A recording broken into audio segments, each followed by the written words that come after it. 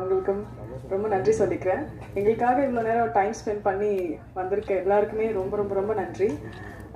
First of all இந்த படத்தோட கதையை வந்து குணா சார் எக்ஸ்பிளைன் பண்ணப்போ வந்து நான் ஒரு சேரில் நார்மலாக தான் உட்காந்துட்டு இருந்தேன். போக போக போக போக அந்த சேரோட நுனியில் வந்து கேட்க ஆரம்பிச்சிட்டேன், சார் நெக்ஸ்ட் என்ன நெக்ஸ்ட் என்ன நெக்ஸ்ட் என்ன, அந்த மாதிரி ஒரு எதிர்பார்ப்போடு போச்சு அந்த கதை.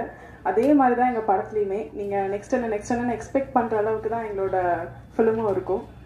ஒரு ஒரு சஸ்பென்ஸ் த்ரில்லர் மூவி எடுக்கிறது அவ்வளோ ஈஸி கிடையாது, ரொம்ப கஷ்டமான விஷயம்.